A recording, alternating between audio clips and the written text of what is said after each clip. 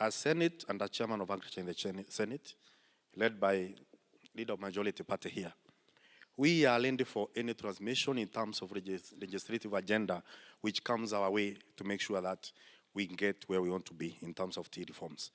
Your Excellency, before us, after the court order was a direction that we must sit with all those stakeholders who had withdrawn their cases.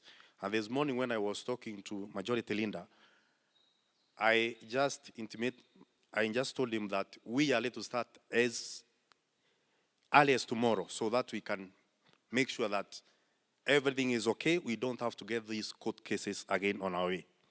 Ili tuweze kufanya mkulima afanikiwe. Wakati tunaongea mambo ya pesa, lazima pia tupunguze gharama za matumizi katika KTDA ili mkulima aweze kupata pesa. Kwa sababu hata tukipata pesa mingi alafu matumizi ni mengi, Mheshimiwa Rais, bado mkulima hatafikiwa vizuri na hiyo pesa yake. Na ni shukuru pia wale ambao wamesimamia KTDA na wale machama tuko nao siku ya leo. Kwa hiyo tunasema mgala muwe na haki yake mpe, mahali wamefika pia wamefanya kazi nzuri. Na kwa sababu kila mwamba ngoma ngozi uvuta kwake, tutatetea wakulima pia na kusema ya kwamba venye tunaendelea na hiyo bonus mwenyekiti amesema siku ya leo, let's make sure that that money goes back and reaches the farmer who is toiling every day in cold, in rains, so that at least he can get something out of the tea. Mimi nataka nipongeze KTDA because beyond us subsidizing production, you also went out of your way to get the best prices in the market. That is very commendable because I follow. Yeah, I follow. And I am keen about how much ultimately are we buying fertilizer. I remember I talked to some of the people in your organization and I kept on encouraging them that we shouldn't pay a shilling extra than the lowest price. We must get the lowest price. And I'm very happy that KTDA was keen on making sure that we get the lowest price. Because of the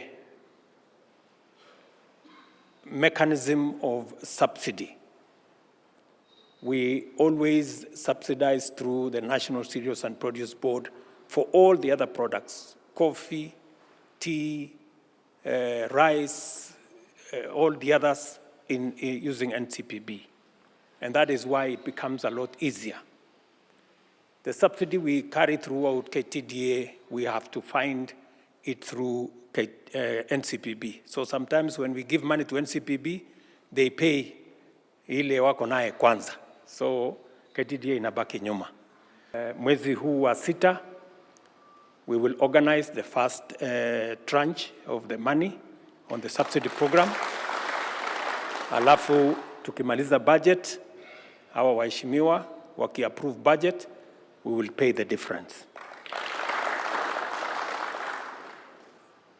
That way, we can account for public resources, but we can also support KTDA to support farmers. Jambo la pili, nilishauliza wale wananisaidia kusimamia sekta hiyo. Tulikubaliana ya kwamba management services ya KTDA kuwe na management agreements. Pale mbeleni ilikuwa 2.5%. Tumesema ili pesa nyingi ifike kwa wakulima, tupunguze management services kutoka 2.5 mpaka 1.5. And even as we go to the elections, that new framework must be implemented by everybody. Yes. So that progressively this sector can continue to benefit the ultimate stakeholder, who is the Kenyan farmer. Without the farmer, hii chain yote, hii mlolongo yote hakuna. Si ndio? Hawa wako hapa katikati sijui nani mkubwa gani, hakuna. So we must ultimately think about the farmer. So, and we will develop the mechanism to ensure that factories are not taken advantage of, that management services are provided in that manner. We need a strategy on how to package, first even to grow,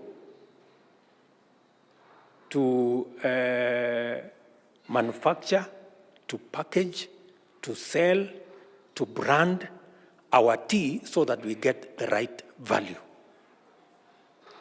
We are the third largest producer of tea in the world. And yet, there is no Kenyan tea brand. It is unforgivable.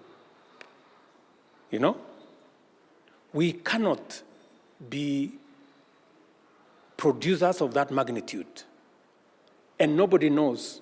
There is nowhere. If you go outside Kenya, you will find no market. You will find no supermarket that sells Kenyan tea.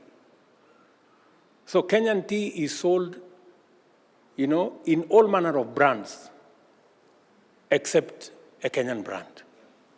So we cannot continue this way because we are serving other people's interests. We are not serving our own interests.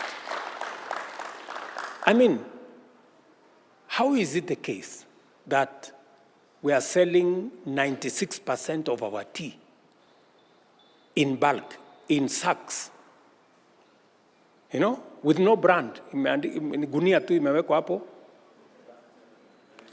inaandika tu black tea. From where, nobody knows. Going where, nobody knows. You know, we must correct that. And we must begin. Nobody should tell us it's too late. Last year, I met the people who sell what is called English breakfast tea. Those people called Liptons. I sat with them last year in Amsterdam. And I asked them, I mean, surely, you know, there is no English tea anywhere in the world. There is no single bush of tea in England. So why are you selling a fallacy? You know? They said, yes, we know that. In fact, of all their tea, and they are the largest tea marketers in the world, 50% of their tea come from Kenya. Right? So I told them, we need to have a conversation. It cannot continue like this. Sasa wamekubali mambo mawili.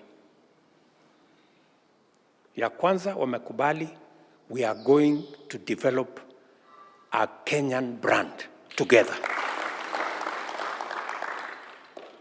The same way Sri Lanka have Ceylon tea. We have also agreed to set up an academy in Kenya where we are going to have this conversation about tea. How do we grow the tea? How do we do it properly? So we are well on course. And I'm going to ask that we all hem in and do what we must. Number 3, and I want you to listen to me very carefully. Last year, we changed the law to remove taxes on materials for packaging of tea. We did that in the last year's budget as a first step. Number 2, I want to promise you that we must develop common user facilities. I heard the chairman say this. We need to expand common user facilities so that we begin the branding of our tea. We begin the packaging of our tea. We cannot continue to export our tea in sacks. Eh? I was privileged to have been part of the team who are working with the TIF bill, sponsored by Aaron Cheruiyot. And this bill transformationed the entire tea industry because the tea industry was nosediving. Actually, by the time we were doing this bill, the tea bonus was 9 shillings. But after we passed this bill, the tea earnings started to grow. And I'm very happy because of the fact that we are now looking at value addition. We are now looking at various other products like Orthodox tea and the rest that are coming in so that they can be able to diversify and give farmers value. From the about 9 million consumers of electricity or customers who pay electricity, we fall among the 8,000 customers who are high-value customers. We pay all these factories represented here, 71 of them, each and every one of them are high-end customers for Kenya Power. Yet, for example, where I come from, in Theta and Darugo, we use a power line that is 300 kilometers. So the power failure, as the chairman alluded to, is we have very intermittent power supply. What that does is that a lot of times when we have a power supply and then when we have outages, we get to consume the power factor that makes electricity very expensive. And also we run generators that are run on fossil fuels, which is not very sustainable and is not good for the environment, and also costs an arm and a leg. So we are asking if we could get some budget for either REREC and Kenya Power to put some substations, because they have already mapped the long queues coming to our clients. If they could map and give us some substations around the factories, it would be of great help to us. Your Excellency, we have talked about the fertilizer that we give to the farmers. And I know we've discussed that with you. And we will get the figures that are actual, because we intended as a government to make sure that farmers access fertilizer at a subsidized cost. And due to that, KTDA, in line with the bottom-up economic model, offered fertilizer to the farmers at 2,500. So we have a deficit there, which is a part of the subsidy. And I know with your word, and I know times are hard. I know you are juggling a lot of balls in the air, but you're also one of your balls. So you juggle us together. Ukiangalia wale wengine pia sisi unatuangalia hapo, hata kama unaweka kidogo kidogo, ndio tusikue na challenges za kurun factories na kurun the economy. But I will also, I've talked to the chairman and I've told him that all of us must be very frugal with the little resources that we have, because this country requires all of us to be very economical with our money. So thank you very much for that, Your Excellency. The issue of direct sales overseas has been talked about, but I just want to say that I see some discrimination in the way law is applied by Tea Board of Kenya. We have 71 factories that are run by KTDA, and we have equally another almost 71 factories that are privately run by multinationals and other private individuals. DSO, the way it has been formulated, has completely disadvantaged KTDA-run factories. And therefore, the process of approval by Tea Board of Kenya, which I find, there's a lot of legalese that is spoken, and in the process, we find that our factories miss out on selling good prices, fetching good prices for our orthodox teas. Some blends, we have some customers overseas who want a particular blend from a particular factory, and they do not want to go through the auction because their blends cannot be found at the auction.